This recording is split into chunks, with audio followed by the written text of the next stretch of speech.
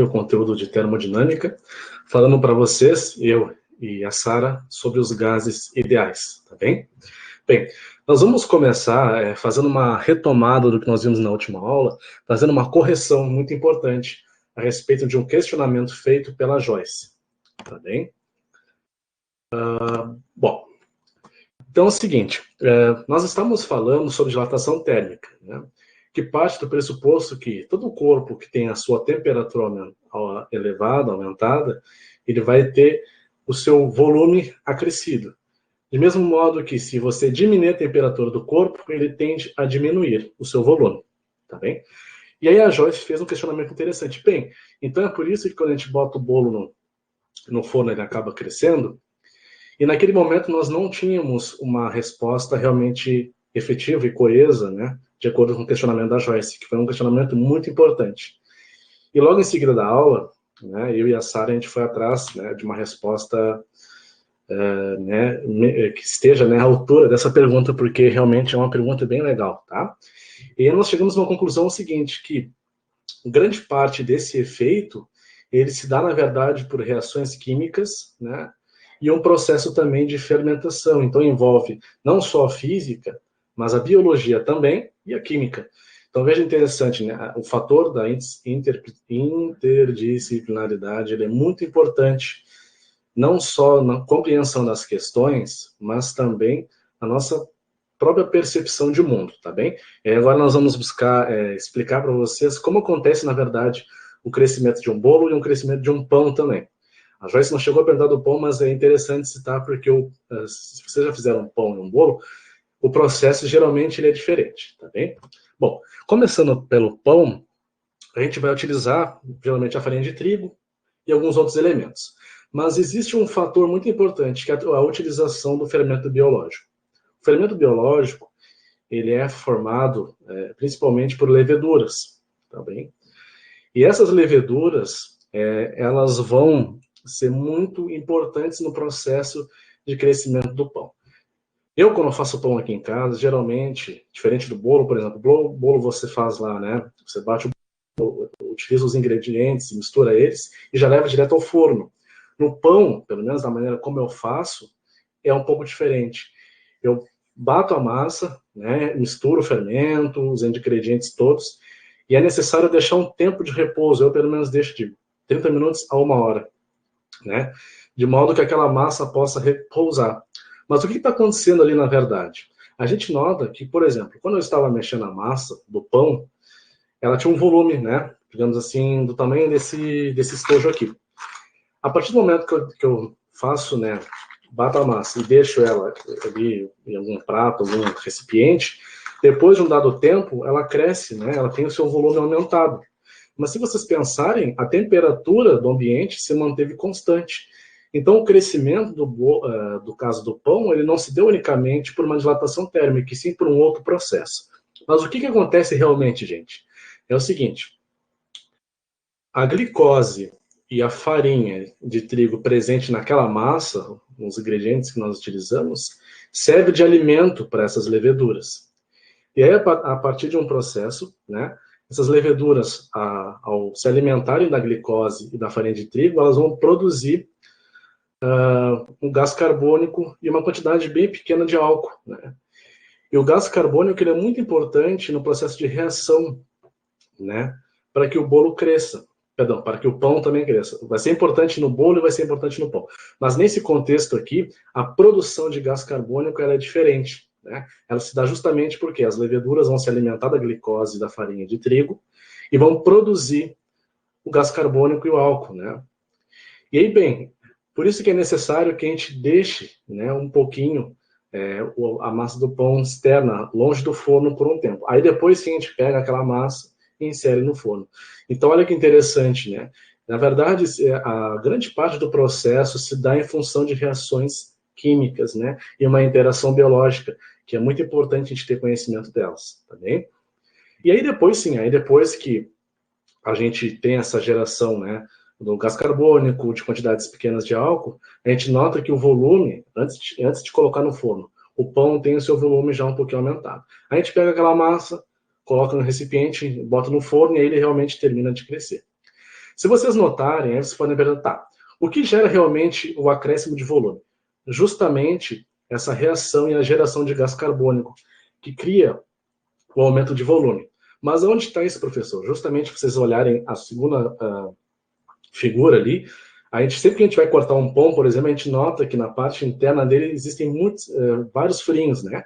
É justamente naqueles locais ali onde está inserido o gás carbônico.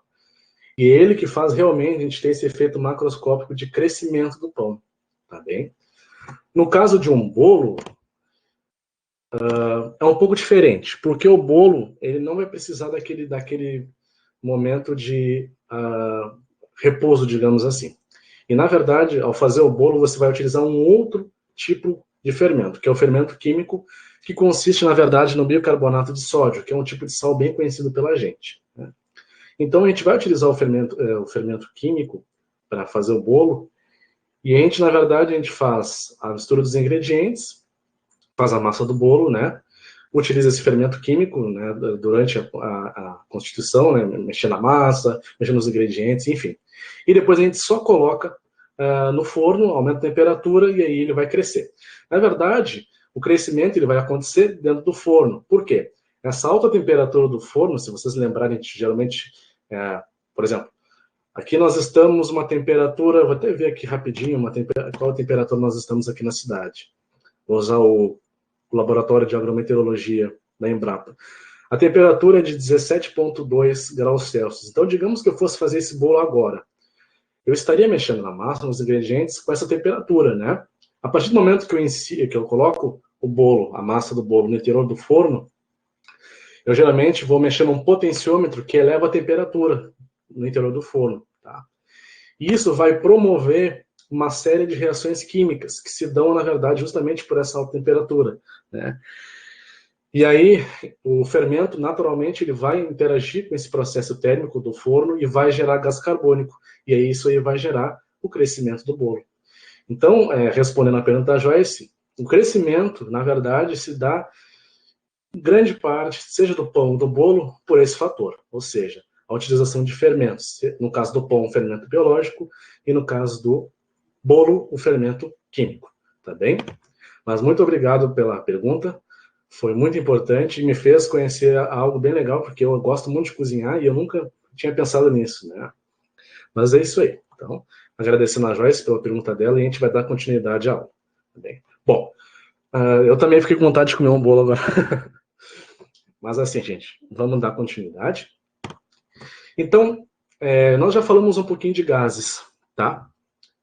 No caso aí, né, de reações em alta temperatura, no caso do contexto do forno, né, que a gente tem alguns valores de temperatura, geralmente os fornos vão de 0 graus até aproximadamente 300 graus Celsius, e essa faixa de temperatura, no contexto das reações que a gente utilizou ali, no caso do pão e do bolo, são consideradas altas temperaturas, tá bem? Bom, na verdade é o seguinte, nós estamos falando de gases, tá? E a nossa aula de hoje vai partir do pressuposto desse próprio gás, porém um conceito idealizado, por isso o nome se chama gases ideais. Mas antes que a gente fale e que a gente aborde por que nós vamos falar apenas de gases ideais, é interessante a gente retomar o conceito do que é um gás, tá? Na verdade, o gás é conhecido como o estado da matéria, né? E ele não tem nem a sua forma nem seu volume próprio, né? Então, por exemplo, se eu coloco o gás dentro de um recipiente, ele vai adquirir a forma, né, e o volume daquele recipiente, por exemplo, né? Bom, mas tratando aqui da nossa... e aqui nós temos uma figura muito legal, né, que é uma nebulosa, e é muito interessante citar que as reações gasosas, na verdade, elas se dão não só aqui no nossa atmosfera terrestre, mas também em todo o universo, né? Então, se trata de um conceito muito legal, né? E, como se diz, sempre se atribui, né, que a nebulosa é uma nuvem interestelar de poeira. Isso se dá, na verdade, né, em função de muitas reações químicas e, enfim, é uma série de ocorrências, eventos que se dão para a formação de uma nebulosa. E ela pode ser considerada no estado gasoso, por exemplo, né? de acordo com que as pesquisas, artigos lidos para a construção dessa aula, tá bem? Mas por que os gases, então, são tão complicados? Na verdade, a gente vai considerar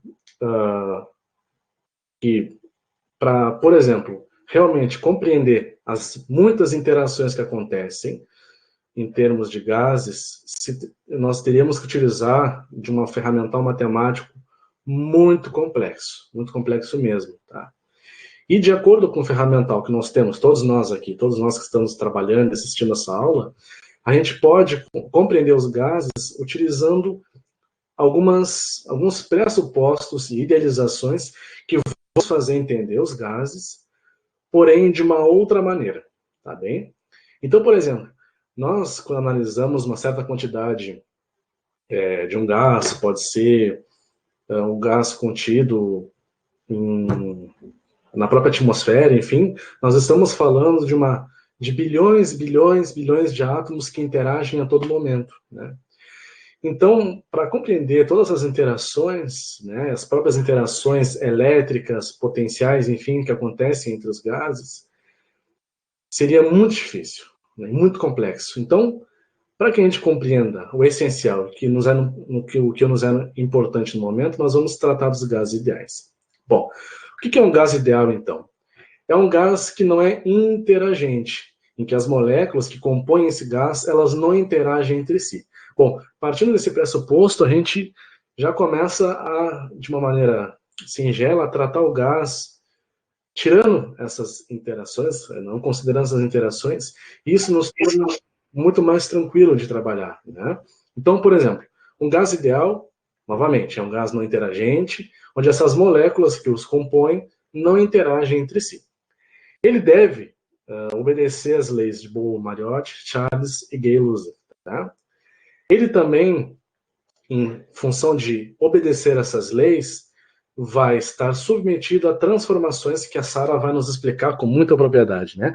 Que são as transformações isotérmica, isocórica, isobárica e adiabática. Ela vai explicar para a gente depois o que é cada uma delas e como isso acontece. Bom, uma outra condição é o seguinte, que a temperatura seja alta e a pressão seja baixa, né? Na verdade, esse pressuposto nos implica em dizer que, com a alta temperatura, as colisões entre as moléculas, elas vão ser elásticas. O que isso significa? Que vai existir uma conservação de energia, não vai haver energia dissipada no choque entre cada molécula, cada átomo, enfim, né? Então, para a gente ter um gás ideal, é necessário, por exemplo, a gente considerar uma alta temperatura, né? De modo que, não só olhando para a energia, mas também mesmo olhando para as ações, tá bem? E no caso de alta temperatura, as interações de choque entre cada molécula são muito rápidas, tá? São instantâneas. E aí isso faz com que não se tenha uma mudança de trajetória das moléculas do gás. Então isso também nos ajuda, né, na simplificação dos cálculos, né? Um outro caso e um outro ponto é que a pressão seja baixa, tá? E esse vai partir de um raciocínio de que essas moléculas elas vão ter um maior distanciamento entre elas. E como a interação ela depende desse distanciamento, as grandes distâncias entre elas vão fazer com que as interações sejam realmente desprezíveis. A gente não vai considerar essas interações.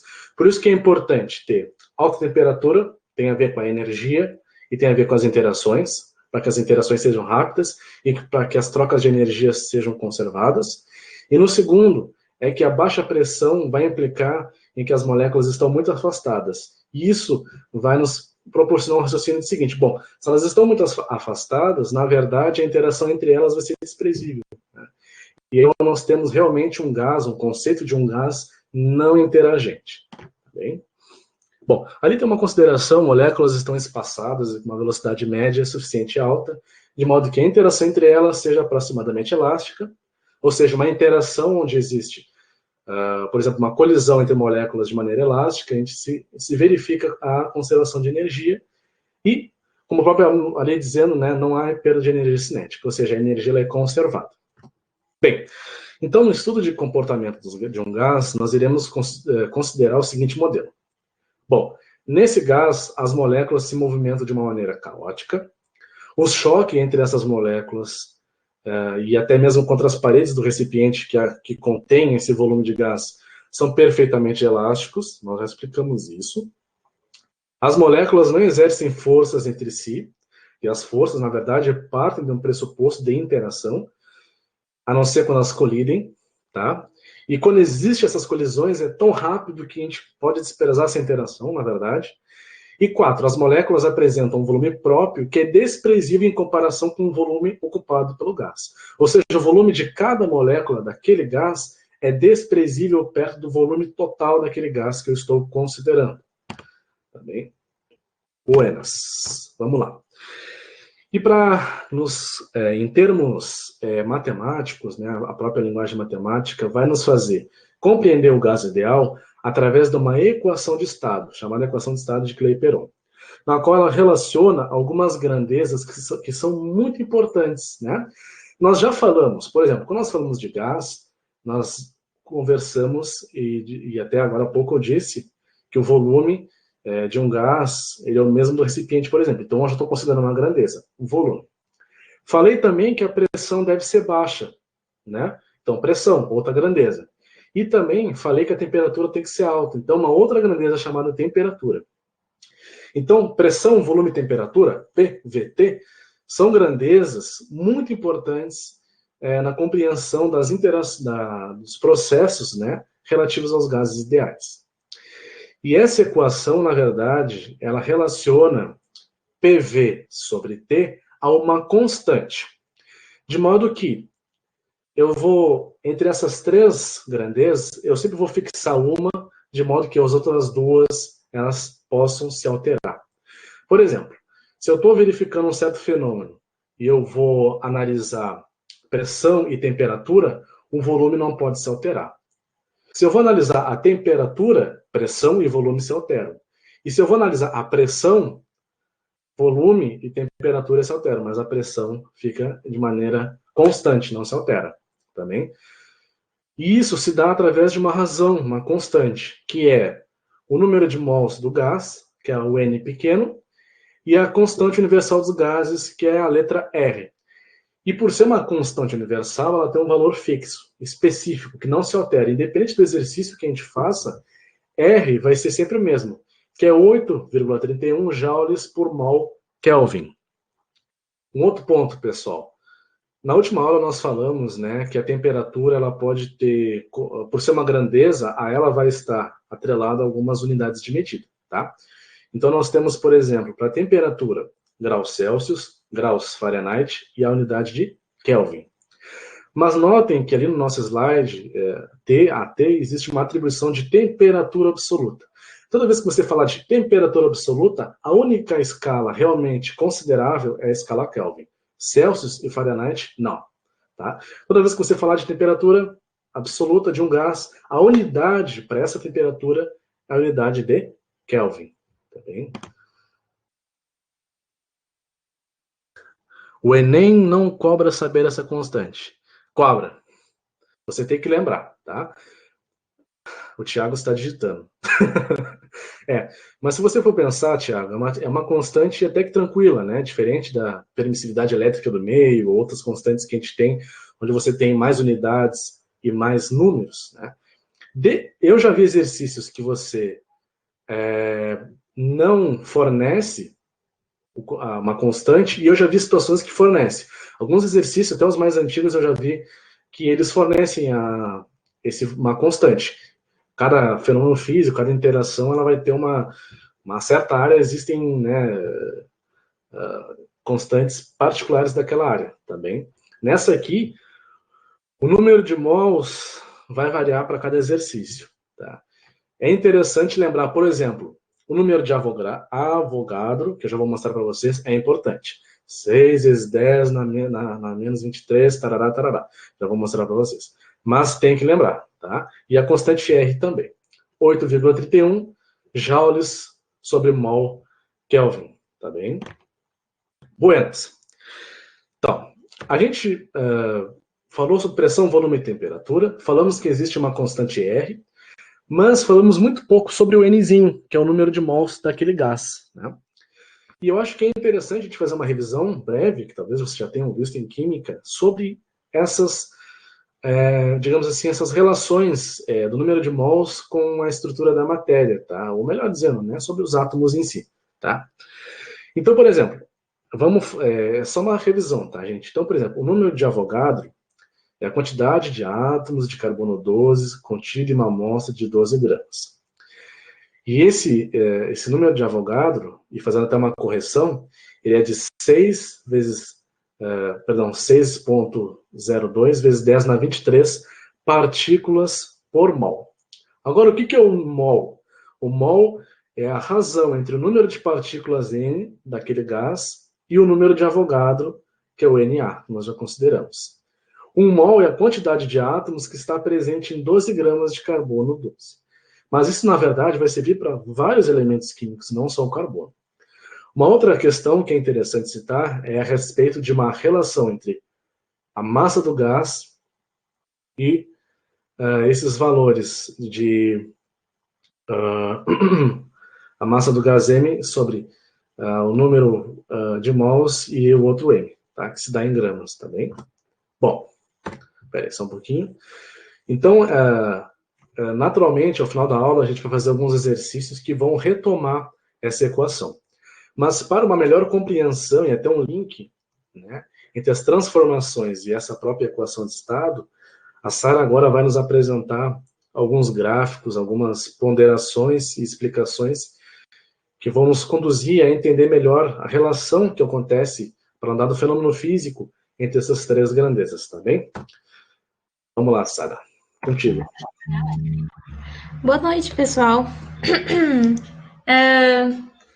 Essa aula, o Felipe ficou com a parte mais legal, com a parte de bolos e imagens maneiras. Eu fiquei com a parte mais triste de explicar, que é a parte de gráficos. Eu espero que vocês não me odeiem para sempre, mas qualquer dúvida é só perguntar. Eu não tenho problema em parar e voltar.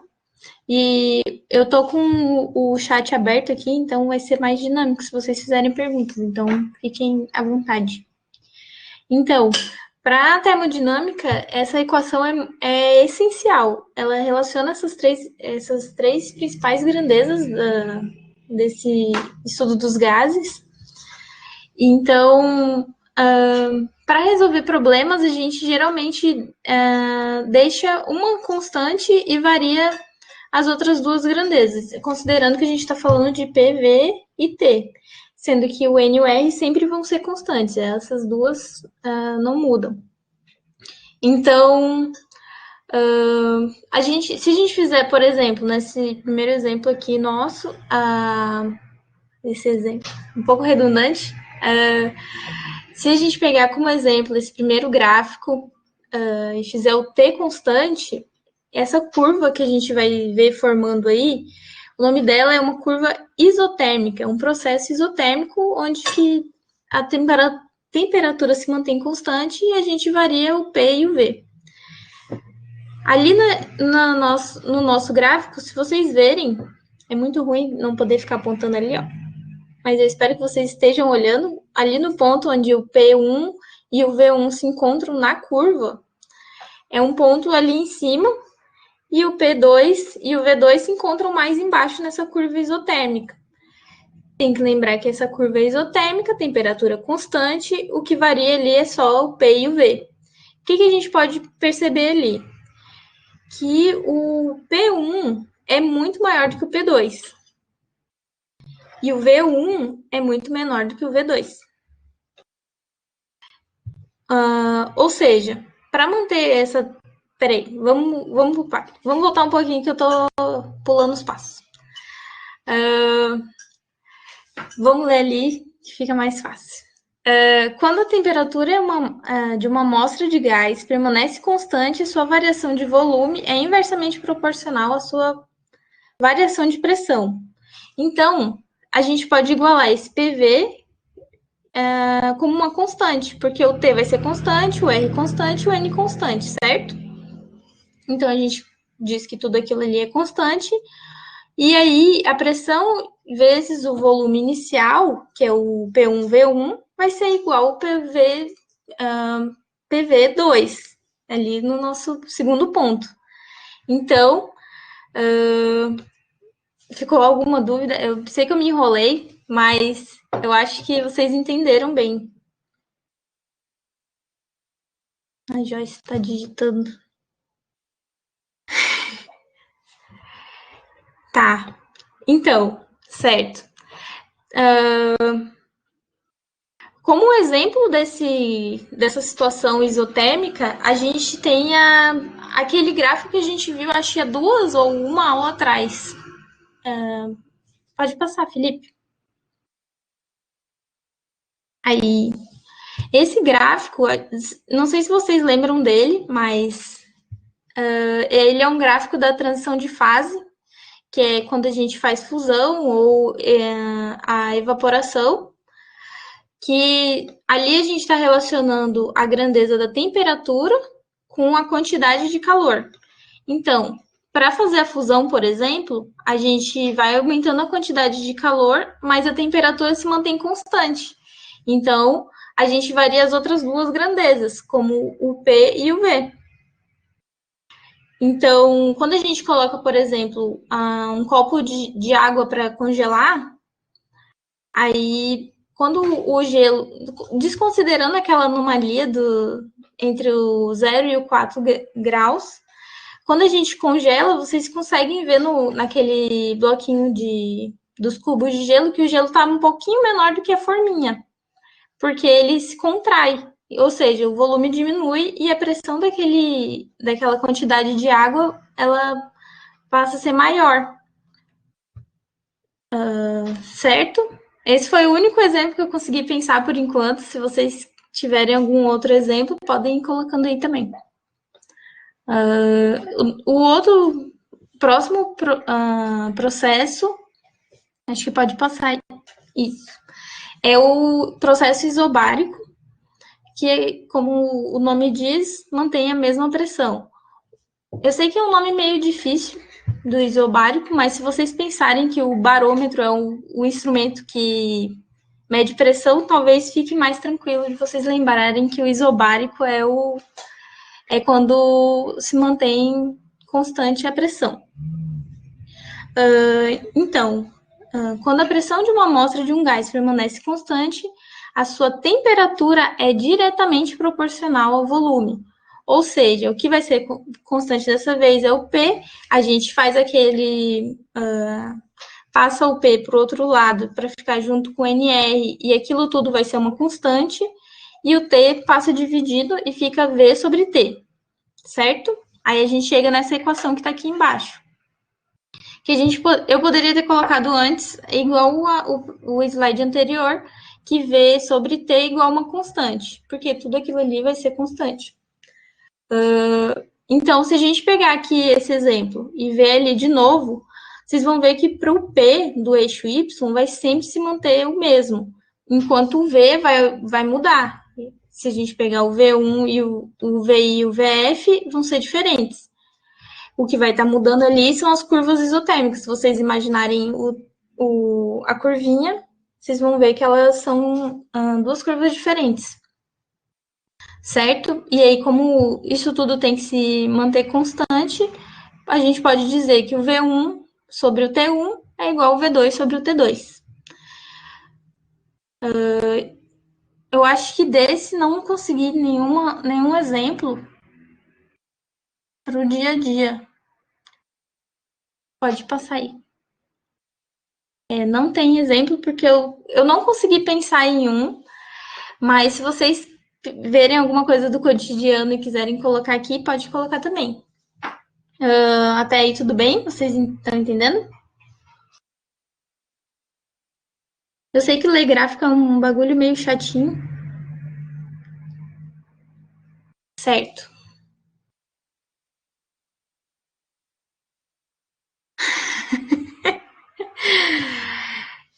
Eu nunca decorei a partir dessas frases, mas fica aí a dica da Joyce, que para decorar essa equação, ela usava o por você, nunca rezei tanto. É um bom exemplo, Não sei se vocês conseguem decorar a partir disso, mas eu não consigo, então não pensei em nenhum. Certo. Aí o último caso que a gente vai usar essa equação colocando uma como um constante é o caso do volume constante, que é a isocórica. Com volume constante, a pressão de uma determinada massa de um gás é diretamente proporcional a essa temperatura absoluta, ou seja, a razão entre pressão e temperatura é uma constante. A gente faz a mesma coisa que a gente fez no anterior. Em vez de passar o P, a gente passa o V. E aí o T vem de novo dividindo. E aí fica P sobre T igual a uma constante, porque tudo aquilo daquele outro lado da igualdade vai ser constante. Certo. Aqui no nosso gráfico, se vocês verem o Y, o eixo do Y ali está como pressão, enquanto no X é o V, e aí, dessa vez, o que se mantém ali é o V0, ele se mantém, não muda, enquanto o P tem um PI e um PF ali. Ou seja, para aquele volume constante, a temperatura está mudando, porque a gente consegue imaginar as isotérmicas também estão mudando, e a pressão também está mudando. Por isso que a gente pode fazer uma aproximação ali de que P sobre T do I é igual a P sobre T final. E no caso aqui eu coloquei P1 e P2. Se você...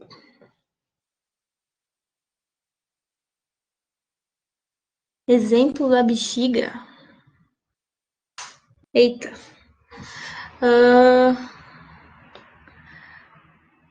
Um bom exemplo que pode ser tomado é o da bexiga cheia de ar. Quando a temperatura do gás dentro da bexiga aumenta, seu volume também aumenta. Processo semelhante ocorre tanto a temperatura do gás dentro da bexiga. Processo semelhante ocorre quando a temperatura do gás dentro da bexiga diminui, já que seu volume também diminui. Dessa forma, o fator comum aos dois casos é a pressão externa que se mantém constante.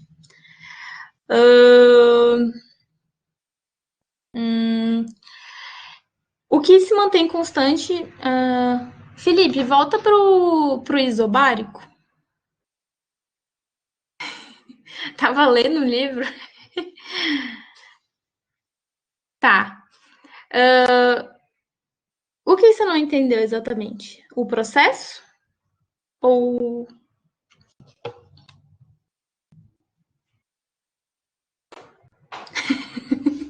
o exemplo da bexiga. Tá. Se você pegar uma bexiga, o volume de ar dentro da bexiga geralmente é bem pequenininho, né? Ele não chega a ser zero porque ele não tá grudadão. Mas ele tem um pouquinho de ar ali que tá na mesma pressão que a gente tá aqui fora. Certo? Quando a gente assopra, o volume de ar dentro da bexiga aumenta. A pressão que tem dentro é a mesma da pressão de fora, porque o ar que você está jogando lá dentro, por mais que você tenha soprado, é o mesmo ar que está aqui fora, que é o mesmo ar que a gente respira. E a temperatura provavelmente varia bem pouquinho, por isso que ele pode ser usado de exemplo. Muito obrigada. Adorei. Certo, muito obrigada pela sua ajuda. Certo, aí eu acho que dá para usar o outro. Agora voltar lá para o último. Aí, como exemplo, eu trouxe essa máquina, que é a primeira máquina térmica da história, pelo menos que se conhece até hoje, né? Ela é de 1679 e o nome dela é marmita de Papin, como ficou conhecida. O que acontece? Eles colocam fogo ali embaixo ali no meio daquelas perninhas, aí essa máquina, que é tipo um cilindro, assim, com um pistão, ela tem água dentro, e aí quando esquenta, aí o pistão sobe. Quando esfria, esse pistão desce de volta. O que se mantém constante ali é o volume total daquele sistema, certo? Ele se mantém constante. O que está variando é a temperatura. Porque quando eu aumento a temperatura, a pressão aumenta também. Porque se vocês lembram, que eu acabei de explicar, que a pressão e a temperatura são diretamente proporcionais. Então, com a pressão aumentando, aquele pistão levanta. Com a pressão diminuindo, com o tempo, né, vai resfriar de volta e aquele negócio vai abaixar. Mas, quando ele fez essa máquina, ele fez com o intuito só de fazer esse pezinho aí na ponta subir e descer, só para ver se dava. E aí, provavelmente ele explodiu algumas dessas, então ele foi o primeiro a pensar numa válvula de segurança também, porque a pressão vai aumentando, aumentando, aumentando, e tem uma hora que o metal não aguenta e explode. Vocês conseguem pensar em algum exemplo do nosso cotidiano que usa essa mesma máquina até hoje? Eu tenho uma dica que a gente usa muito na cozinha. Quer dizer, eu não sei se usa muito. As pessoas às vezes têm medo de usar ela porque tem medo que ela explode. Que ela exploda. Eita, não sei falar.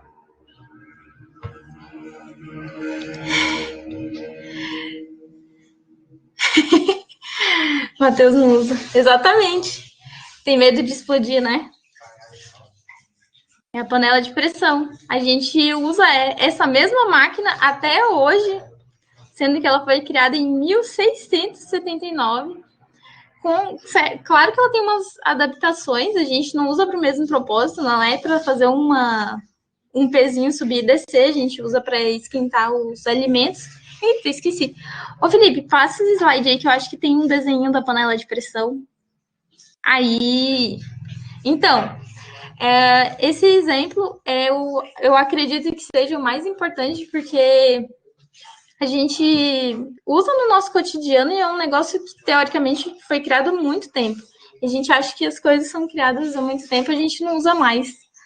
Mas a válvula de segurança está ali exatamente para não explodir. Então, se vocês cuidarem bem da panela de vocês, ela não vai explodir, não tem por que ter medo. Mas é preciso fazer também uma ressalva que a panela de pressão, o volume se mantém quase constante, é praticamente constante, mas não é constante, porque tem a panela de vocês provavelmente fica fazendo quando pega a pressão, porque quando a pressão está muito alta, para evitar da panela explodir, ela começa a soltar bem pouquinho de gás para poder manter ali o alimento cozinhando meio que seguro. Então, a gente faz uma aproximação e diz que o volume é constante, mas não é constante. Então, eu não sei dizer bem se é errado pegar a pressão, porque eu acho que não tem como pegar a pressão, entende? A pressão a gente calcula a força pela área, então não sei como... A gente diz isso só pelo ditado popular mesmo. Certo? Alguma dúvida?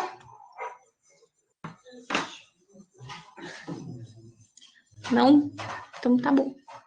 Aí o último processo, então, aí é o processo chamado adiabático.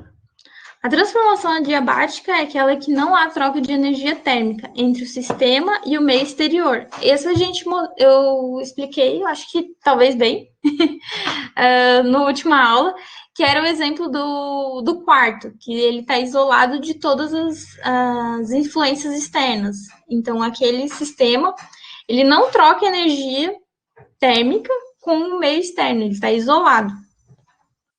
Logo, nessa equação, todas essas grandezas que a gente está vendo aí, essas grandezas vão ser variáveis. Tá, mas se são todas variáveis, como é que a gente vai tirar alguma informação desse processo? Então, para explicar esse processo, a gente usa uma outra lei, que é a primeira lei da termodinâmica, que está no próximo slide. Aí. O que se mantém constante nesse processo, porque alguma coisa tem que ser constante para a gente conseguir tirar alguma informação disso. Senão a gente não chega em lugar nenhum. Então, o que se mantém constante nesse processo é a quantidade de calor. A primeira lei a gente vai explicar assim detalhadamente, perfeitamente na próxima aula. Vai ser perfeito. Mas por enquanto a gente vai usar ela de uma forma mais rasa. A gente vai dizer que a energia interna daquele sistema, que é um sistema isolado, é igual à quantidade de calor menos o trabalho realizado. Mas eu acabei de falar para vocês que a quantidade de calor é constante, então a gente pode igualar a zero, que ela não vai afetar nada aqui na nossa equação. Então, toda a energia interna daquele sistema vai se transformar no trabalho, vai realizar trabalho. Então, por isso que no nosso gráfico, se vocês verem essa curva azul e essa curva verde, são curvas isotérmicas, aquelas que eu expliquei no começo. E todos aqueles outros processos, isobárico, isocórico e o isotérmico, usa essas mesmas curvas. Mas o processo adiabático está entre essas duas. Ou seja, vocês podem ver que ali no P1, V1 da curva T1, vocês viram que agora eu tenho que incluir o T1 também. Porque vai se transformar no P2, V2 e T2. Então, todas essas grandezas vão se alterar. Por isso que cria essa nova curvinha aqui, que é entre as duas isotérmicas. E o trabalho, que é o caso que a gente está falando aqui, vai ficar perfeito na próxima aula, mas a gente vai dizer que, por enquanto, a gente vai dizer que o trabalho é a área sobre a curva, que é isso aqui que a gente tem pintadinho de cinza. Certo? Alguma dúvida? Tudo bem?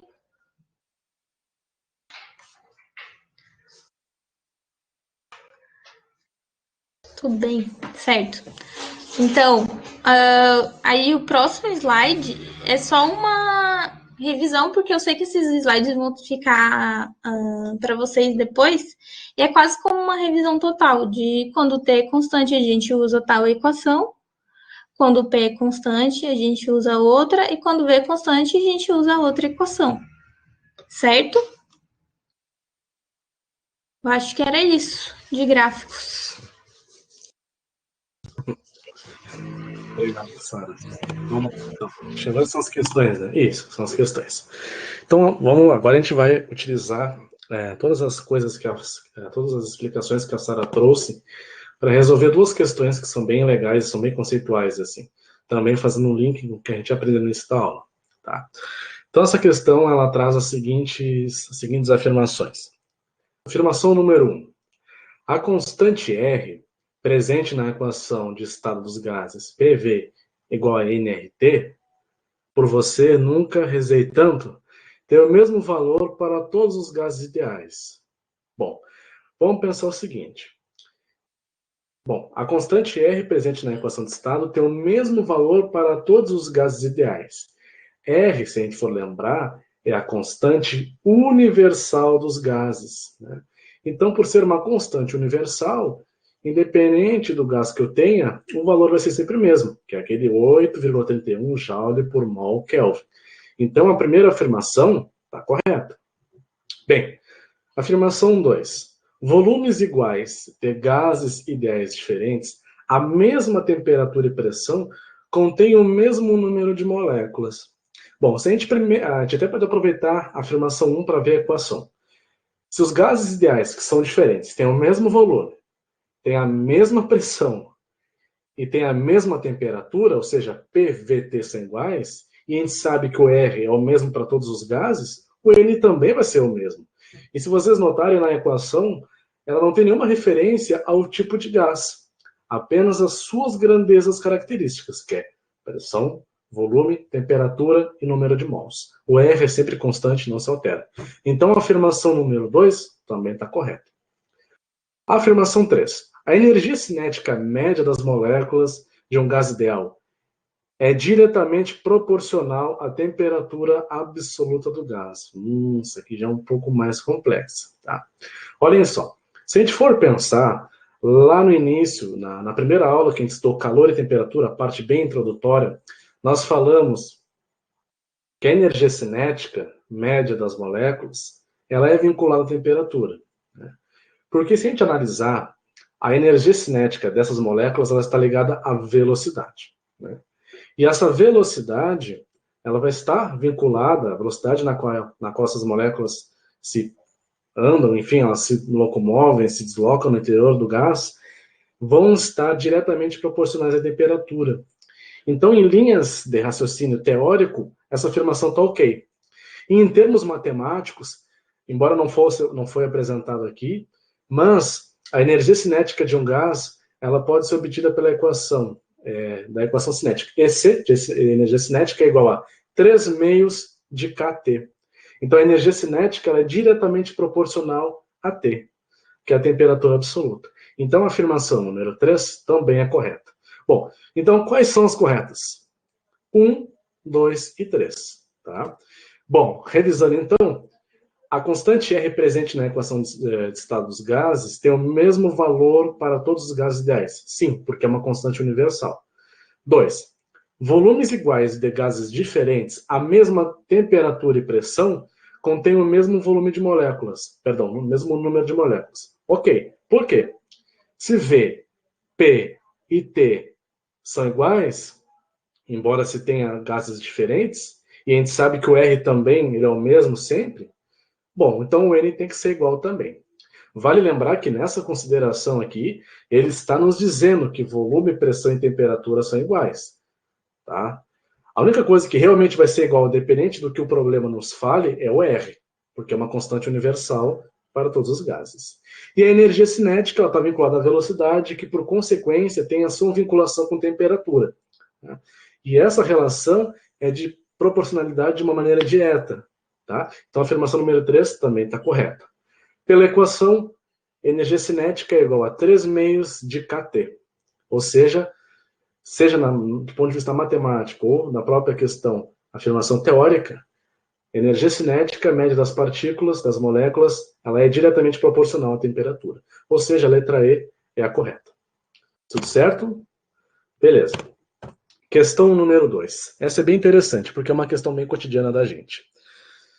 Enem 2015.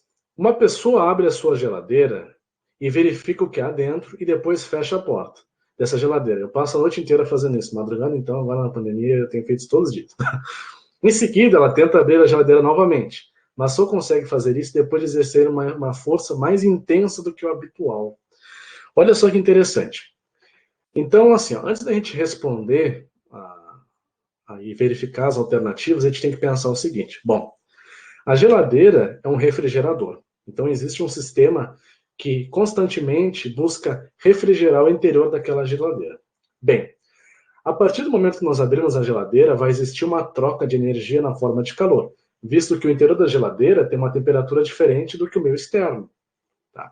Então, a tendência é que, como a geladeira, a parte interna da geladeira, tem uma temperatura certamente inferior à parte de fora, quando eu abrir a porta, em função dessa troca de energia, a quantidade de gás ali contido do ar, né, no interior da geladeira vai ter a sua temperatura elevada. Mas, a partir do momento que eu fecho a geladeira, e eu já vou manter uma propriedade, uma grandeza constante, que é o volume, e aí nós vamos ter um processo isocórico, por exemplo, como a Sara nos falou, a gente vai ver que, bem, o volume é o mesmo, ele é constante. Mas o que vai acontecer com a temperatura do gás contido no interior da geladeira? Na verdade, quando eu abri, o gás ali teve essa temperatura elevada. Quando eu fecho a geladeira, a temperatura do gás vai diminuir, né, do ar que está no interior da geladeira. Bom, e qual é o papel da pressão nisso tudo, já que nós falamos de temperatura e volume? A pressão. Bom, se o volume foi considerado constante e é um processo isocórico, bom, se a temperatura se modificou, a pressão também se modificou. E esse raciocínio é que vai nos conduzir à resposta certa. Por quê? Bom, vamos lá então. A dificuldade extra, então, para reabrir a geladeira ocorre por quê? Letra A. Volume de ar dentro da geladeira diminuiu? Não, ele é constante. Então, a letra A, não. Letra B. Motor da geladeira está funcionando com a potência máxima. Bom, o motor da geladeira pode funcionar com sua potência máxima, por exemplo, quando a gente coloca um objeto, um alimento, enfim, muito quente dentro da geladeira. Mas isso não vai fazer com que ela fique que a gente verifique essa dificuldade de abrir a porta, por exemplo. Letra C. Força exercida pelo ímã fixado na porta da geladeira aumenta. Não existe nenhuma relação entre propriedades magnéticas, nesse caso aqui, né, e o volume e temperatura. Nesse caso aqui, na geladeira. Nessa situação, abrindo e fechando a porta também. Na verdade, a gente sabe que a temperatura, certamente ela vai estar vinculada com as propriedades, o comportamento magnético da matéria. Mas não nesse caso aqui. O que nos interessa aqui é o abrir e o fechar de uma geladeira. Nós estamos analisando o gás, o ar que está contido dentro da geladeira, tá? Então não existe uma relação direta, nesse caso aqui, entre o magnetismo, as propriedades magnéticas do ímã e a força exercida. Não tem nada a ver uma coisa com a outra, tá? Letra D. Pressão no interior da geladeira está abaixo da pressão externa. Opa, até o momento nós não falamos de pressão aqui, mas a letra D nos dá um indicativo. Mas vamos deixar ela de canto. Vamos ler a letra E para a gente ter a prova cabal, né, das questões. Bom, letra E. Temperatura no interior da geladeira é inferior ao valor existente de antes dela ser aberta. Na verdade, não existe uma relação, né? De modo que, com o passar do resfriamento, e o resfriamento ele é constante, se não houver troca de calor com o meio, a temperatura é constante antes, né? Por exemplo, 3 horas da tarde a geladeira está trabalhando, ela vai ter uma temperatura de 2 graus Celsius, por exemplo. Aí eu abro a geladeira, boto um alimento ali e fecho. Depois de um tempo, pelo processo de resfriamento, vai voltar a ser 2 graus Celsius. Então, por exemplo, a temperatura da geladeira é inferior ao valor existente antes dela ser aberta, não é uma coisa que se confere. Na verdade, depois de um certo intervalo de tempo, tanto antes e depois a temperatura vai ser a mesma, porque o processo de resfriamento ele tende a um valor fixo de temperatura, a não ser que você modifique o potenciômetro da geladeira. Aí você pode mudar a temperatura. Então, a questão mais plausível aqui, a afirmação mais plausível é a letra D. E por que isso? A gente vai utilizar aquela equação que a Sara nos mostrou. Equação de Clapeyron, PV igual a NRT. Nós temos uma relação que é o seguinte, PV sobre T igual a uma constante. Que constante é essa? Número de mols e a constante universal dos gases. Note que para esse fenômeno, por ser um gás ideal, não houve um decréscimo nem acréscimo de N. Tá? Então, tanto N quanto R não se modificam no abrir e fechar da porta, né? Embora exista uma troca de calor, enfim. Né? Mas, como nós estamos falando de gases ideais, tanto N quanto R não se modificam. Na verdade, o R nunca vai se modificar, por ser algo pertinente aos gases ideais, fixo. Tá? Então, o que pode mudar? P, V e T. Nós já falamos que V é constante. O volume do ar dentro da geladeira, o volume da geladeira, não se altera. Então, a gente só pode trabalhar com T e P. Só que se vocês observarem, foi colocado, né, que a temperatura após o fechamento da porta diminui. E se a gente analisar a segunda equação, a de baixo, PV sobre T igual a C, a gente vai ver por quê. Se C não se altera e V não se altera, a partir do momento que T diminui lá embaixo, o P de cima tem que diminuir também, para manter essa proporcionalidade. Por isso que a pressão no interior da geladeira ela está abaixo da pressão externa. Esse gradiente de pressões faz com que seja muito difícil, eu tenho que aplicar uma força muito maior para conseguir abrir a geladeira. Isso é muito comum de acontecer, né? Eu acredito que isso aconteça com vocês, tá? Então é mais ou menos isso. Né? Toda madrugada eu experimento esse fenômeno, né? De pressão externa maior do que a interna. Então notem, tá? E aí, se vocês depois analisarem, então a letra D é a mais correta, né?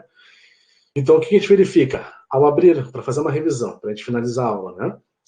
Se vocês não tiverem maiores dúvidas. Então, abrir a porta, mudança de temperatura interior da geladeira para externa, troca de energia, ar que está dentro da geladeira se aquece, eleva essa temperatura, fecho a porta, esse ar tende a resfriar, volume constante, por consequência, pressão também diminui. Então, a pressão interna ela é menor que a externa, e por isso aquela dificuldade de abrir a porta. Aí, se a gente consegue botar uma força maior, a gente consegue abrir, aí depois, quando a gente fecha, tudo resolvido. Tá bem? Então, essa questão é bem legal, assim, nesse sentido, assim, para que a gente compreenda que essas relações, interações que a Sara nos citou, volume, pressão e temperatura, elas estão vinculadas a todo momento ao nosso cotidiano. E como dito, por ser um processo a volume constante, é um processo que pode ser denominado isocórico ou isovolumétrico. Se refere à mesma coisa. É um processo, né, onde o volume é constante. Se altera apenas a pressão e a temperatura. Tá bem? Acho que por hoje era isso. Pois é, minha geladeira é tão ruim que nem fecha direito. Aí isso não acontece tanto. Bom, dependendo da... Se você tiver, por exemplo, as borrachas com uma má vedação, por exemplo, isso já não acontece, né? Porque vai existir um equilíbrio de pressões entre a parte externa e interna, né? E aí daí não vai ser tão difícil abrir. Mas se a borracha realmente estiver bem forte, assim, aí é bem difícil de abrir mesmo, tá? E isso se dá, na verdade, justamente porque existe uma diferença de pressão entre a parte de dentro e a parte de fora. Lembrem disso, gente, quando vocês forem assaltar a geladeira de madrugada. Na verdade, qualquer parte do dia, né? Eu sempre lembro disso aí. Tá bem? Vocês têm alguma dúvida? Algum questionamento para mim, para a Sara? Nós que agradecemos, eu agradeço muito, Joyce. Eu agradeço muito também. Muito obrigada pelas suas ajudas também.